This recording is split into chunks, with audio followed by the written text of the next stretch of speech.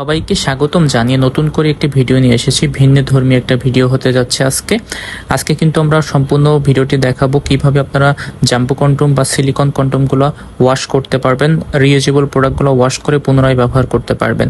কারণ আপনারা কিন্তু অনেকে আমাদের কাছে প্রশ্ন করেন প্রোডাক্টগুলো ব্যবহারের নিয়ম জানেন না, ওয়াশ করার নিয়ম জানেন না। আজকে মূলত সম্পূর্ণ লাইভে দেখিয়ে দিব কিভাবে আপনারা প্রোডাক্টগুলো ওয়াশ করবেন।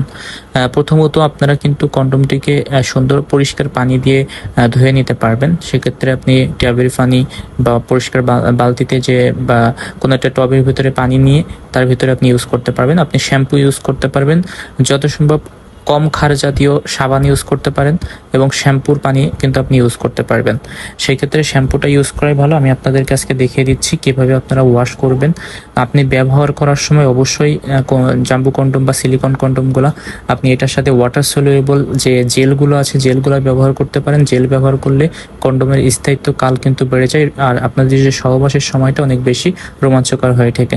আপনি যখন প্রোডাক্টটা হাতে নেবেন ইউজ করার পরে সুন্দরভাবে জাস্ট আপনি ফার্স্ট ধুয়ে নেবেন সুন্দরভাবে, যেন এর গায়ে যদি কোনো রকম ময়লা থাকে বা আপনার যে স্পাম থাকে তাহলে এটা জাস্ট আপনি সাবান পানি দিয়ে ওয়াশ করে নেবেন। ওয়াশ করার পরে আপনি সুন্দরভাবে শুকনা কাপড় দিয়ে, অবশ্যই শুকনো কাপড় দিয়ে আপনি এটা আপনার পরিষ্কার করতে হবে সব সময়। কারণ এটা কিন্তু আপনার ভেজা কাপড় দিয়ে যদি আপনি পরিষ্কার করেন তাহলে কিন্তু এটার সাথে পানি থেকে যাবে। সো পানি যদি থাকে তাহলে কিন্তু আপনার এটা সিলিকনটা নষ্ট হয়ে যায়, গন্ধ হয়ে যায়, বিশেষ করে বেশি দিন আপনি সিলিকনটা ব্যবহার করতে পারবেন না। সিলিকনটা নরম হয়ে গেলে ছিঁড়ে যাওয়ার সম্ভাবনা বেশি থাকে।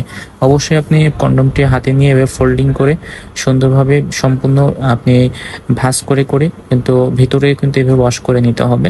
কারণ ভিতরে কিন্তু আপনার ময়লা থাকতে পারে, জীবাণু থাকতে পারে।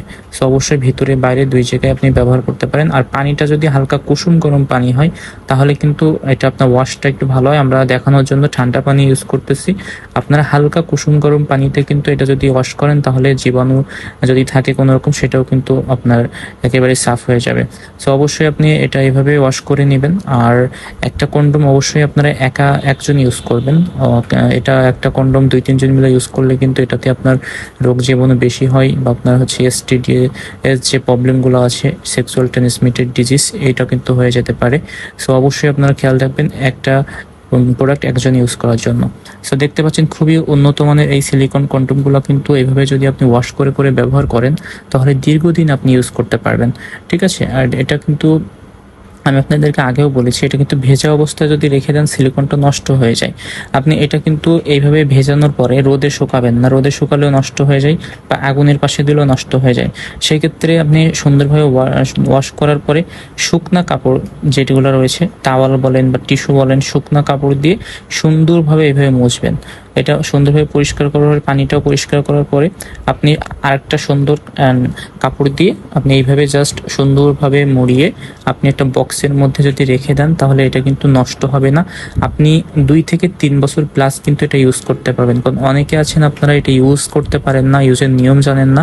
এই জন্য কিন্তু কন্ডোম কেনার পরে 1-2 মাস বা 5-6 মাস ইউজ করার পরে এটা গন্ধ হয়ে যায়, নষ্ট হয়ে যায় সিলিকনটা। সো অবশ্যই আপনি যদি এই নিয়ম কানুনগুলো মেনটেন করেন তাহলে আপনি কিন্তু দীর্ঘদিন যাবত এই প্রোডাক্টগুলো ব্যবহার করতে পারবেন। সো আপনারা যদি আমাদের এই ভিডিওটি দেখে উপকৃত হন অবশ্যই আমাদের চ্যানেলটিকে সাবস্ক্রাইব করে দিয়ে আমাদের সাথে থাকবেন। নতুন তথ্য পেতে আমাদের নাম্বারটিতে কল দিতে পারেন।